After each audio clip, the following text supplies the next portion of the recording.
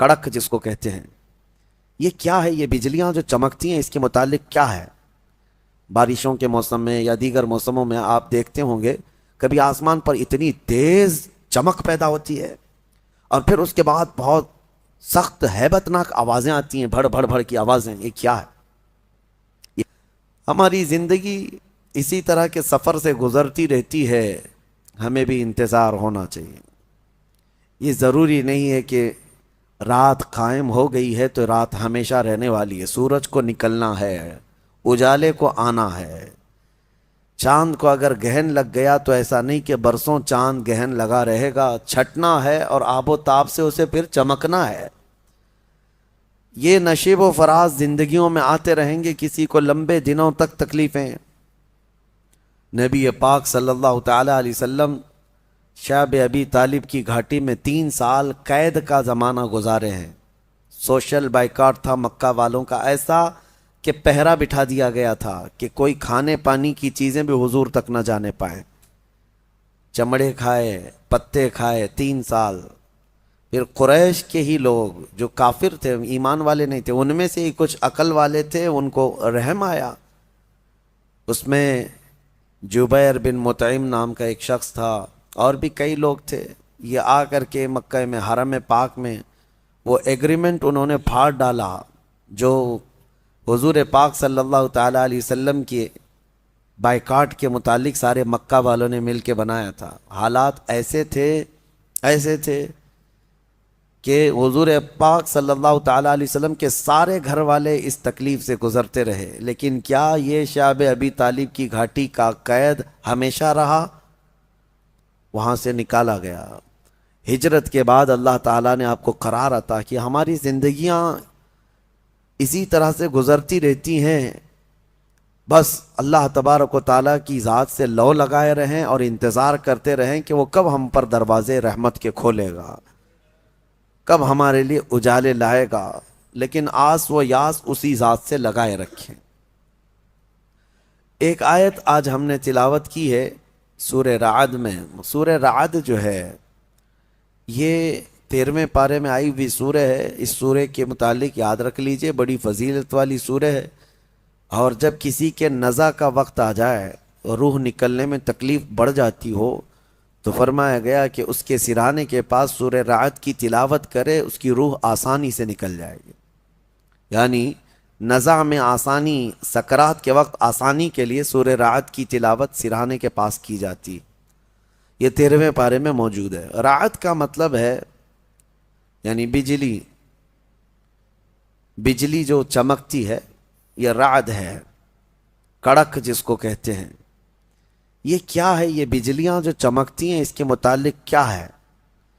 بارشوں کے موسم میں یا دیگر موسموں میں آپ دیکھتے ہوں گے کبھی آسمان پر اتنی تیز چمک پیدا ہوتی ہے اور پھر اس کے بعد بہت سخت ہیبت ناک آوازیں آتی ہیں، بھڑ بھڑ بھڑ کی آوازیں. یہ کیا ہے؟ یہ کیا ہے؟ اس کے متعلق روایات میں ہے کہ فرشتے آسمانوں کو ہانکتے رہتے ہیں اپنے کوڑے سے، اور جب فرشتے کوڑا مارتے ہیں، بعض میں ہے کہ فرشتے جب کوڑا مارتے ہیں آسمان پر تو یہ بجلی کی چمک پیدا ہوتی ہے اور ان کے کوڑے کی آواز ہوتی ہے جو پوری دنیا سنتی. اس قدر ہیبت ناک ہوتی ہے. اس سے آپ اندازہ کریں وہی کوڑا قیامت کے دن مجرموں کو مارا جائے گا. آسمان کو جب مارا جاتا ہے تو اتنی تیز روشنی پیدا ہوتی ہے، اور اگر اس سے آگ گر جائے تو نیچے جہاں گرے وہ سب جل کر خاک ہو جائے. اور آواز اتنی خطرناک کہ پورا علاقہ سن لیتا ہے. پھر قیامت کے دن جب فرشتے کوڑے لگائیں گے، وہی کوڑے ہیں. ہمارا جسم کیسے اس چیز کو اٹھا سکے گا، برداشت کیسے کر سکے گا؟ بہرحال ایک آیت ہے اس میں سورہ رعد میں، اس کی تلاوت کرنی چاہیے جب بھی بجلیاں گرجتی ہیں. وَيُسَبِّحُ الرَّعْدُ بِحَمْدِهِ وَالْمَلَائِكَةُ مِنْ خِيفَتِهِ وَيُرْسِلُ الصَّوَاعِقَ فَيُصِيبُ بِهَا مَنْ يَشَاءُ وَهُمْ يُجَادِلُونَ فِي اللَّهِ وَهُوَ شَدِيدُ الْمِحَالِ. اللہ فرماتا ہے یہ کڑک اللہ کی تسبیح بیان کرتی ہے. اس کی حمد کی، اور فرشتے خوف کھاتے ہیں، ڈرے ہوئے ہوتے ہیں۔ اور اللہ فرماتا ہے یہ بجلیاں اللہ چھوڑ دیتا ہے، جسے چاہے جا کر کے لگ جاتی ہیں۔ یعنی یہ کرنٹ جو چلتا ہے بجلی کوڑے مارنے کے بعد، یہ دنیا میں کہیں نہ کہیں گرتی ہے، اور جس کو چاہے وہ بجلیاں جلا کر خاک کر دیتی ہیں۔ اللہ تبارک و تعالیٰ نے اس کا ذکر اس سورہ میں بیان فرمایا۔ اسی سورہ میں ایک آیت ہے، اللہ فرماتا ہے ان اللہ لا یغیر ما بقوم حتی یغیروا ما بانفسہم، بے شک اللہ تعالیٰ اس وقت تک کسی قوم کی حالت نہیں بدلتا جب تک وہ قوم خود اپنی حالت بدلنے کی فکر نہ کرے۔ قوت فکر و عمل پہلے فنا ہوتی ہے جب کسی قوم کی شوکت پہ زوال آتا ہے۔ سچ کہا ہے، سوچنے سمجھنے اور بدلنے کی طاقت جب ختم ہو جاتی ہے آدمی کی، تب وہ زوال پذیر ہوتا ہے، گرنے لگتا ہے۔ جس کو یہ فکر ہے کہ مجھے بدلنا ہے، اللہ تعالیٰ کی طرف سے اس کے لیے دروازے اور کھولے جاتے ہیں۔ کچھ لوگ یہ سوچتے ہیں یہاں بیٹھ کر کے میں متقی بن جاؤں، میں بیٹھ کر کے اللہ کا ولی بن جاؤں، میں کچھ کام نہ کروں اور مجھے ہر گناہ سے بچنے کی عادت ہو جانا چاہیے۔ ایسا کیسے ہوگا؟ تمہیں شوگر سے بھی بچنا ہے اور بی پی سے بھی بچنا ہے، لیکن روز 1 کلو شکر بھی کھاتے ہو، 1 کلو نمک بھی کھاتے ہو، کیسے ہوگا؟ تمہارا خود کا عمل، تمہاری کوشش جب تک نہ ہوگی، اللہ تعالیٰ فرماتا ہے ہم نہیں بدلیں گے ان کی حالتوں کو۔ اور جب تم بدلنا چاہو گے تو اللہ کیسے بدلتا ہے پتہ ہے؟ اللہ اکبر، حدیث قدسی ہے، اگر تم ایک بالش بڑھ کر کے آؤ گے، اللہ فرماتا ہے 10 قدم بڑھ کر کے تجھے لے لے گا۔ اللہ کی رحمت 10 قدم آگے بڑھ کر تجھے لے لے گی۔ تم چل کر کے آؤ گے تو اس کی رحمت دوڑ کر کے لے لے گی، لیکن شرط ہے کہ تم بدلنا چاہو۔ تم نے اگر جس دن یہ ارادہ کر لیا، عزم کر لیا، اللہ کی طرف سے مزید دروازے کھولے جاتے ہیں۔ لوگ یہ کہتے ہیں نا توبہ کرنے کے بعد بھی پھر وہی ہوتا ہے، چھوٹتا نہیں۔ مسئلہ توبہ کا یہ نہیں ہے کہ گال پہ تھپڑ مار لینا، توبہ کا یہ ہے عزم کرنا، پکا ارادہ کرنا، اور اللہ سے یوں عرض کرنا کہ تیرا وعدہ ہے کہ جو بدلنا چاہے، جو بڑھنا چاہے تو اسے بدل دے گا۔ میں بدلنے کے لیے آگے بڑھ رہا ہوں مولا، اب تو رحمتیں بھیج۔ پھر دیکھو کیسے نہیں بدلتے۔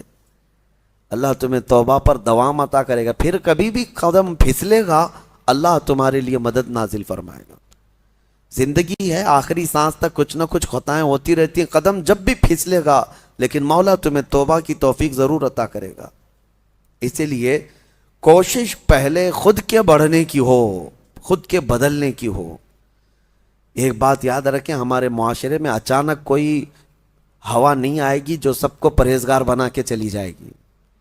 ہمارے محلے میں کبھی ایسی بارش نہیں ہو جائے گی کہ اس بارش میں جتنے بھیگ جائیں گے سب اللہ کے ولی بن جائیں گے، نہیں، پرٹیکولر ہر ایک کو بدلنے کی کوشش کرنی ہوگی، تبھی انقلاب آتا ہے۔ ایک ایک آدمی بدلنے کی سوچے اور پھر دیکھے انقلاب آتا ہے۔ ریولیوشن یوں ہی آتا ہے، لوگوں کی چینجنگ سے آتا ہے۔ میں آپ کو بتاؤں، بدلنا چاہے تو اللہ تعالیٰ کیسے بدلتا ہے۔ آپ نے سنا ہے بشر حافی کے متعلق، بغداد میں شراب کا کام کرتے تھے، شراب کا کاروبار تھا۔ ایک بار انہوں نے ایک تحریر جس میں بسم اللہ لکھی ہوئی تھی، وہ زمین پر کیچڑ میں گری ہوئی تحریر کو اٹھا کر چوم لیا اور گھر پہ لا کر اوپر رکھ دیا۔ اللہ کو یہ ادا پسند آئی، اور اس کے بعد اس زمانے میں موجود ایک بزرگ کے خواب میں میرے آقا صلی اللہ علیہ وسلم تشریف لائے اور کہا جاؤ بشر کو اللہ کا سلام پہنچاؤ، جبکہ وہ شراب کا اڈا چلاتے تھے۔ تو اس بزرگ نے یہ سوچا کہ میرا یہ وہم ہوگا، 3 دن مسلسل خواب دیکھا، اس کے بعد آ کر کے بشر سے کہا اے بشر مجھے نہیں معلوم، لیکن مسلسل 3 راتوں سے میں خواب میں رسول اللہ کو دیکھ رہا ہوں، اللہ کی طرف سے تجھے سلام پہنچانے کا حکم فرما رہے تھے۔ تو مسلمان لیکن بھٹکے ہوئے، راستہ چینج تھا۔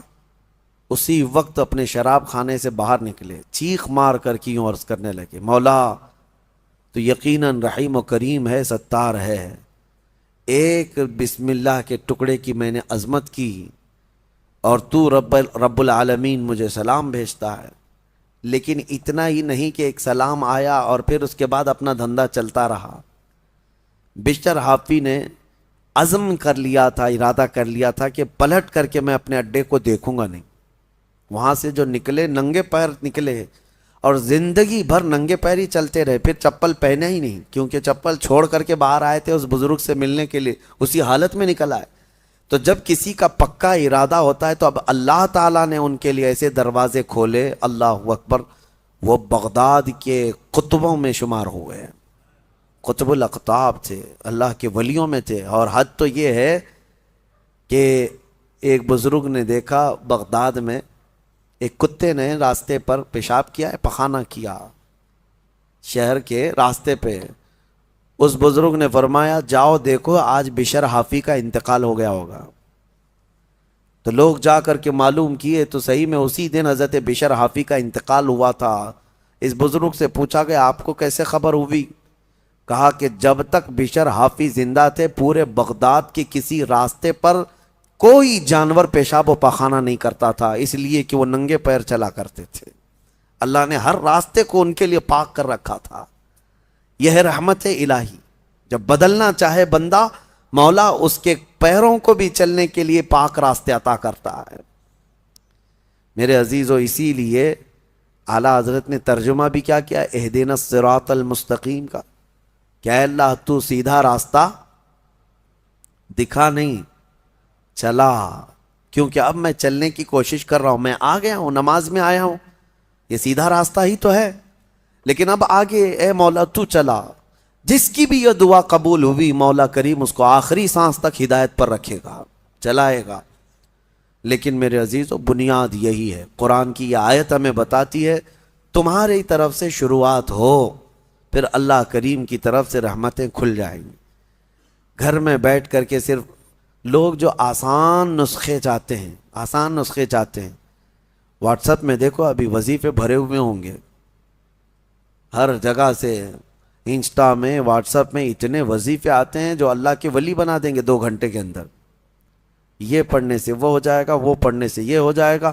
دوسروں کا مال کھاتے رہو اور وظیفے کرتے رہو، لوگوں کو ٹوپی ڈالتے رہو اور یہاں 100 وظیفے پڑھتے رہو. ان وظیفوں کا اثر نہیں ہوگا. تمہارے اندر سے تبدیلی ہو. حرام کھا کر کے تم 1000 بار بھی پڑھتے رہو تو تمہاری زبان سے کوئی جملہ آسمان تک نہیں جائے گا. تمہیں ان تمام چیزوں کو چھوڑ کر کے پھر دیکھو. آپ کو پتہ ہے محبوب الہی رحمۃ اللہ علیہ کے پاس ایک شخص آیا، کہا میری بیٹی کی شادی ہونی ہے، کچھ دے دیجئے. انہوں نے کہا جا باہر کچھ ڈھیلے پڑے ہوں تو لے آؤ. وہ 3 ڈھیلے لے آیا. آپ نے کچھ پڑھ کر کے دم کیا، لے جا اس کو.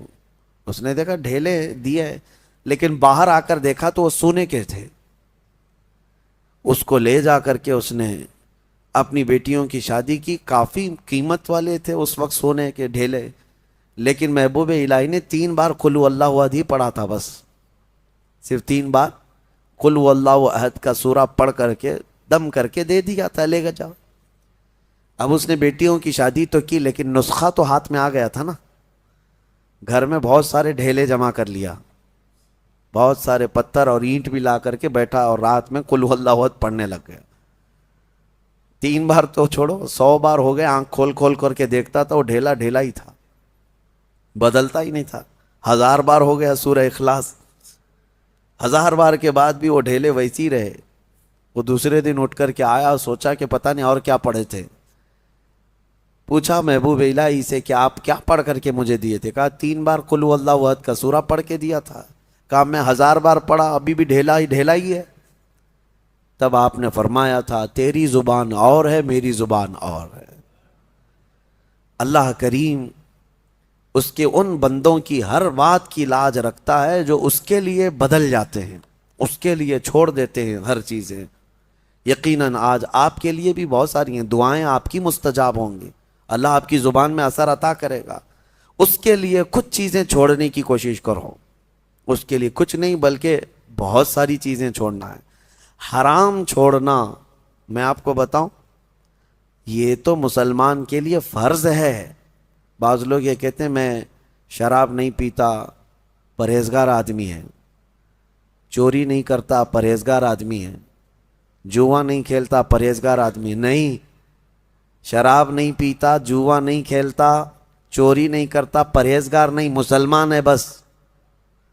مسلمان ہے بس شک کی چیزوں سے بھی بچتا ہے تب پرہیزگار ہے، حرام چیزوں سے بچتا ہے تو مسلمان ہے. مسلمان کے لیے اتنا تو کرنا ہی ہے. جو شک والی چیزیں ہیں ان سے بھی بچتا ہے تب وہ اتقیاء میں ہے، پرہیزگاروں میں ہے. بہرحال اللہ کریم ہمیں خود کو بدلنے کی توفیق عطا فرمائے. آج پوری امت کے لیے یہ چیز ہے، پوری امت کے لیے. کاش ہمارا یہ پیغام ہر نوجوان تک پہنچے جو شب قدر میں اور جمعہ کی بھیڑ میں اور نہ جانے کتنی راتوں اللہ کی بارگاہ میں دعا کرتے رہتے ہیں، اے اللہ امت پر رحم فرما دے. ٹھیک ہے، دعا ہونی چاہیے، لیکن کیا صرف اور صرف ہم دعا کرتے رہیں اور اپنے آپ کو کبھی نہ بدلیں؟ کبھی نہ بدلیں. جتنے لوگ اس بھیڑ کی دعا میں شامل ہوتے ہیں تو پھر وہ اپنے آپ کو تبدیل کیوں نہیں کرتے؟ اللہ کی بارگاہ میں مانگ کر تو جاتے ہیں بھیک، فجر میں نہ نمازوں میں ان کا کوئی شمار ہے، نہ پھر رمضان کے احترام میں ان کا کوئی حصہ ہے. مجھے یہ بتاؤ، شوق سے ویڈیو ادھر سے ادھر پھیلاتے رہتے ہیں، ایک ویڈیو پتہ نہیں کتنا سرکولیٹ ہوتی ہے. ابھی میں دیکھ رہا تھا ایک امام کو کچھ آتنکی بھگوا لوگ چاقو سے ایسے قتل کر رہے ہیں، بے دردی کے ساتھ مار رہے ہیں، خون بہ رہا ہے، داڑھی بھی کاٹ دیا، سب کچھ کر رہے ہیں، اور یہ سارے واٹس ایپ پہ گھومتی رہتی ہے ویڈیوز. اس سے پہلے بھی دیکھا ہوگا آپ نے بہت سارے اس طرح سے ظلمن مارنے والی ویڈیوز، دیکھا فارورڈ کر دیا، دیکھا فارورڈ کر دیا.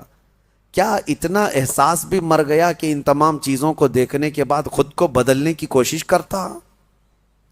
شاید یہ میرے شامت اعمال کی وجہ سے یہ حالات بنتے چلے گئے ہیں. کتے آج شیروں کی طرح کام کرنے لگ گئے. وہ ہیں کتے ہیں لیکن وہ ڈرا رہے ہیں ایسے جیسے کہ شیر ہوں، اور جو محمد عربی کے شیر تھے وہ ایسے سوئے ہوئے ہیں، ایسے سوئے ہوئے ہیں کہ وہ بدلنا نہیں چاہتے. اسی لیے شاعر نے بہت پہلے ایک بات کہی تھی، جگہ جگہ کے تھک چکے ہیں تمہیں یہ ہنگامے ہیں. یہ روز جو ہنگامے ہو رہے ہیں یہ روز جگا رہے ہیں، اور یہ ہنگامے ہی تھک چکے اب تم کو جگہ جگہ کے.